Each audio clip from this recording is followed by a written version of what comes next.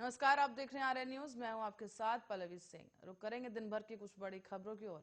शुरुआत करेंगे प्रधानमंत्री नरेंद्र मोदी की वीडियो कॉन्फ्रेंसिंग से, जहां उन्होंने कॉन्फ्रेंस के जरिए आज आजादी के अमृत महोत्सव से स्वर्णिम भारत की ओर कार्यक्रम में हिस्सा लिया। इस दौरान उन्होंने लोगों को संबोधित किया। साथ ही इस अवसर पर पीएम मोदी ने कहा कि ब्रह्म कुमारी संस्था द्वारा आजादी में अमृत महोत्सव से स्वर्णिम भारत की ओर कार्यक्रम की शुरुआत हो रही है। इस कार्यक्रम में स्वर्णिम भारत के लिए भावना भी है, साधना भी है और इसमें देश के लिए प्रेरणा भी है। ब्रह्म कुमारियों के प्रयास भी हैं। हालांकि इस कार्यक्रम के दौरान पीएम मोदी एक बार असहज भी नजर आए, जब राजस्थान के मुख्यमंत्री अशोक गहलोत ने उनका नाम लेते हुए कहा कि देश में हिंसा और तनाव का माहौल व्याप्त है। सीएम गहलोत ने आगे कहा कि हम चाहते हैं कि देश में भाईचारा, शांति और सद्भाव बने और मजबूत हो। इसकी आवश्यकता भी है। साथ ही उन्होंने ये भी कहा कि देश में तनाव और हिंसा से छुटकारा मिले, ये आपकी, हम सबकी इच्छा है। गहलोत ने आगे कहा कि मैं समझता हूं कि सत्य और अहिंसा के मार्ग पर चलकर ही समाज को और देश को आगे बढ़ाया जा सकता है, जहां पर शांति और विकास होगा।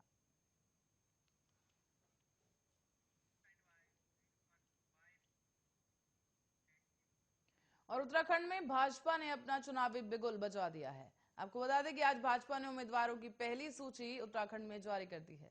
उत्तराखंड की 5वीं विधानसभा के चुनाव के लिए भाजपा ने प्रत्याशियों की पहली सूची जारी की। साथ ही इस सूची में करीब 59 सीटों पर उम्मीदवारों के नाम फाइनल किए गए। बाकी बची सीटों पर दोबारा मंथन के बाद अगले प्रत्याशियों की दूसरी सूची जारी हो सकती है। विधानसभा चुनाव के लिए भारतीय जनता पार्टी ने पहली लिस्ट जारी कर दी है। साथ ही बीजेपी की इस लिस्ट में मुख्यमंत्री पुष्कर सिंह धामी का भी नाम शामिल है। धामी को खटीमा सीट से पार्टी से चुनावी मैदान में उतारा गया है और वो सुबोध उनियाल के नरेंद्र नगर और प्रीतम सिंह पवार को धनौल्टी में, गणेश जोशी को मसूरी में, मदन कौशिक को हरिद्वार में और श्रीनगर में धन सिंह रावत, चौबट्टाखाल से सतपाल महाराज को टिकट दिया गया।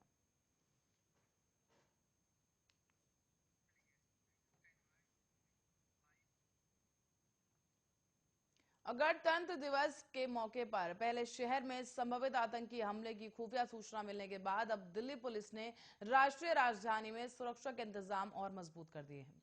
दिल्ली पुलिस की शीर्ष सूत्रों ने बताया है कि आईएएनएस को बताया गया है कि राष्ट्रीय राजधानी में सुरक्षा के कड़े बंदोबस्त किए गए। साथ ही दिल्ली पुलिस आयुक्त राकेश अस्थाना ने कहा एक आदेश में कि रिपोर्ट के अनुसार कुछ आपराधिक या सामाजिक तत्व या भारत के विरोधी आतंकवादी आम जनता, गणमान्य व्यक्तियों और महत्वपूर्ण प्रतिष्ठानों की सुरक्षा के लिए खतरा पैदा कर सकते हैं। अस्थाना ने यह भी कहा कि एहतियात के तौर पर पैराग्लाइडर, पैरामोटर्स, हैंग राइडर, मानव रहित हवाई वाहन और मानव रहित विमान प्रणाली और माइक्रोलाइट एयरक्राफ्ट जैसे उप पारंपरिक हवाई प्लेटफॉर्मों के उपयोग पर प्रतिबंध लगा दिया गया है। साथ ही दूर से संचालित विमान, गर्म हवा के गुब्बारे, छोटे आकार के संचालित विमान और क्वाडकॉप्टर या फिर यहां तक कि विमान से पैरा जंपिंग जैसे रोक लगा दी गई है। अधिकारियों ने कहा है कि लोगों की सुरक्षा हमारी सर्वोच्च प्राथमिकता है और पुलिस कर्मियों को सड़कों पर गश्त देने के लिए तैनात किया जा रहा है। इसी के साथ ही तस्वीरों में आप देख सकते हैं कि किस तरीके से गणतंत्र दिवस को लेकर तैयारियां जोरों शोरों से चल रही हैं। आपको बता दें, गणतंत्र दिवस पर जो परेड होने जा रही है उसको लेकर ही ये टैंक्स यहां पर तैयार किए गए हैं और जो झांकियां हैं उनको लेकर भी अभी से तैयारियां की जाने लगी हैं और जोरों शोरों से तमाम सुरक्षा इंतजामों के बीच में ये तैयारियां की जा रही हैं। बढ़ेंगे अगली खबर की ओर। बिलाईगढ़ ब्लॉक में आज उपचुनाव प्रारंभ हो गया है। ऐसे में क्षेत्र में 8 पंच और 3 सरपंचों के लिए मतदान होना था, लेकिन 6 पंच निर्विरोध जीत चुके हैं, जिसके बाद अब 2 पंच और 3 सरपंचों के लिए मतदान किया जा रहा है। इसके मद्देनजर ग्राम पंचायत सलीहा घाट में मतदान गण सुबह 7 बजे से ही मतदान केंद्र पर पहुंचकर मतदान कर रहे हैं, जहां कोरोना गाइडलाइंस का बखूबी से पालन भी किया जा रहा है और मतदाता उत्साह के साथ अपनी बारी का इंतजार करते नजर आए। यहां पर सरपंच पद के लिए मतदान हो रहा है और आपको बता दें कि इसमें सरपंच पद के लिए 3 उम्मीदवार चुनावी मैदान में हैं, जो कि अपना अपना भाग्य आजमा रहे हैं। यहां पर 2 मतदान केंद्र बनाए गए। साथ ही ग्वाली और सिलीहा घाट में इस पंचायत में कुल 827 मतदाता हैं, जिसमें से कुल 411 महिला मतदाता और 416 पुरुष मतदाता हैं। वहीं सुरक्षा के लिहाज से पुलिस की टीम मौजूद है। साथ ही अधिकारियों की टीम भी सभी मतदान केंद्रों का निरीक्षण कर रही है। आज बिलाईगढ़ ब्लॉक अंतर्गत हमारे यहाँ 12 मतदान केंद्र हैं जिसमें चुनाव हो रहा है, जिसमें 3 सरपंच पद के लिए है और 2 पंच पद के लिए चुनाव है। अभी तक कितना प्रतिशत चुनाव हो चुका है, मतदान हो चुका है? अभी तक हमारे 46% लगभग चुनाव हो चुका है मतदान में। बिलाईगढ़ में 3 सरपंच हैं और 2 पंच हैं। उत्साह है लोगों में, ठंड का दिन है फिर भी लोग सुबह से आ रहे हैं और अच्छा परसेंट रहा है सब जगह। बाकी व्यवस्था शांतिपूर्वक है, कोविड नियमों का पालन भी। और कांग्रेस के प्रचार अभियान लड़की हूं लड़ सकती हूं की पोस्टर गर्ल प्रियंका मौर्य गुरुवार को लखनऊ में भाजपा में शामिल हो गई हैं। सरोजनी नगर विधानसभा क्षेत्र से टिकट नहीं दिए जाने से प्रियंका नाराज थीं और उन्होंने ये दावा किया है कि उन्होंने प्रियंका गांधी वाड्रा से सहयोगियों द्वारा रिश्वत देने के लिए कहा गया था। गुरुवार को बीजेपी में शामिल हुए एक और नेता मुलायम सिंह यादव के साडू प्रमोद गुप्ता हैं और इसी बीच रायबरेली से कांग्रेस की बागी विधायक अदिति सिंह ने भी कांग्रेस से इस्तीफा दे दिया है, जबकि सपा के बागी विधायक नितिन अग्रवाल ने भी सपा से इस्तीफा दिया और उन्होंने डिप्टी स्पीकर के पद से भी इस्तीफा दे दिया है। इसके लिए वो पिछले साल अक्टूबर में चुने गए थे और बीजेपी में शामिल होने के बाद प्रियंका मौर्य ने भी कहा है कि वो समाज सेवा के लिए मैं कांग्रेस से जुड़ी थी और उन्होंने कहा कि मुझे कहा गया कि आप मेहनत करें, फल जरूर मिलेगा, लेकिन एक स्लोगन मिला है, लड़की हूं लड़ सकती हूं। मैं आज कहती हूं कि लड़की हूं, लड़ने का हुनर रखती हूं, मेहनत भी की, परिणाम भी अच्छे आए, पर मुझे लड़ने का मौका नहीं मिला।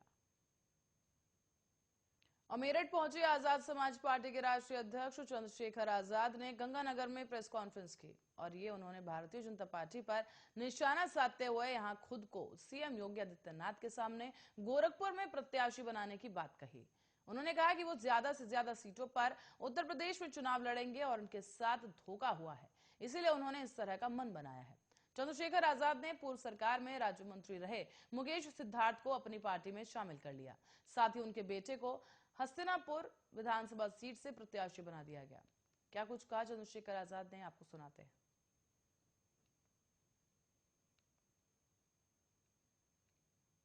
अभी हम लोग मेरठ में हैं और मेरठ में जो विधानसभा का आम चुनाव की जो विधानसभा है उनमें हमारे प्रत्याशी बहुत मजबूत से लड़ेंगे और आज एक जिम्मेदार साथी जो समाजवादी पार्टी छोड़ के हमारे साथ जो है वो पार्टी ज्वाइन कर रहे हैं और पार्टी जो है उनके सम्मान का और इनके हितों की रक्षा जो है उनको आगे बढ़ाने का काम पार्टी करेगी। अभी कुछ ही देर में पार्टी की जो है ना पहले फेज की लिस्ट जो है जारी होगी और मैं समझता हूं कि हमारे प्रत्याशी जब मैदान में उतरेंगे तो वो अपनी मेहनत से एक अच्छा रिजल्ट जो है ना उत्तर प्रदेश में चुनाव में देंगे।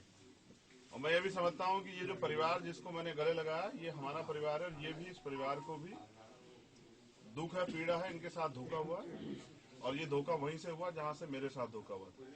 तो मैं अपने भाई से कहता हूं कि आप हम सब साथ हैं, आप चिंता मत करो, आप किसी के भरोसे मत रहो, हम बहुजन समाज।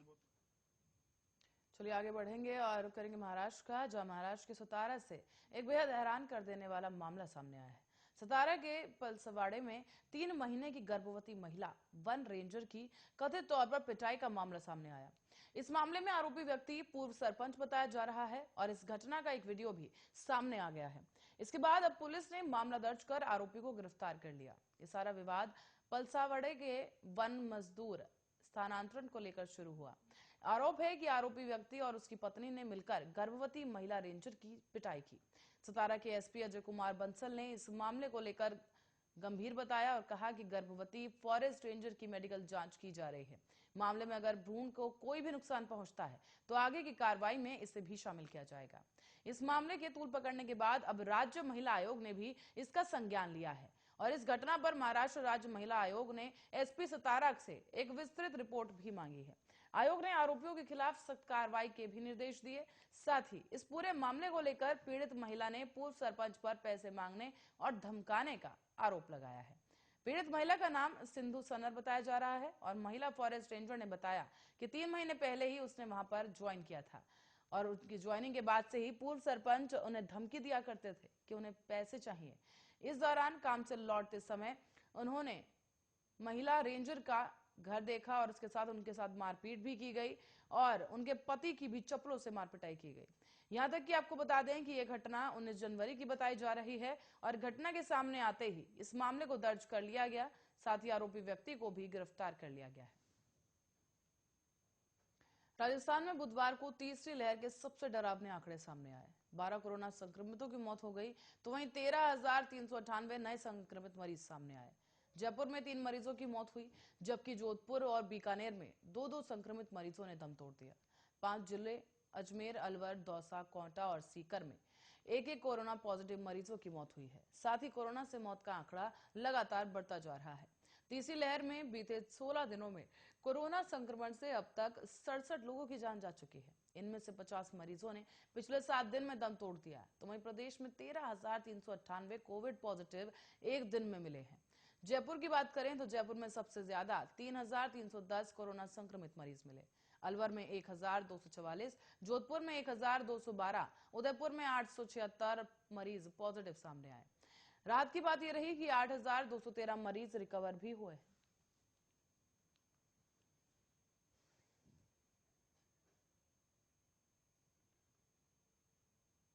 मध्य प्रदेश में शराब पर ड्यूटी पर काम करने के लिए उसको लेकर अब पूर्व मुख्यमंत्री और कांग्रेस नेता कमलनाथ ने लगातार कई ट्वीट कर प्रदेश की शिवराज सिंह चौहान की सरकार पर हमला बोला है। कमलनाथ ने शिवराज सरकार पर घर घर शराब पहुंचाने का आरोप लगाया और वहीं पर कमलनाथ ने यह कहा है कि जनता ने पेट्रोल डीजल की जगह शराब की कीमतों को कम किया है, जिससे शिवराज सरकार की प्राथमिकता को साफ जाहिर कर दिया है। कमलनाथ ने ट्वीट करते हुए लिखा कि प्रदेश में शराब माफिया का कहर जारी है। भिंड में शराब से 4 लोगों की मौत हो गई। सरकार का शराब माफिया पर कोई नियंत्रण ही नहीं है।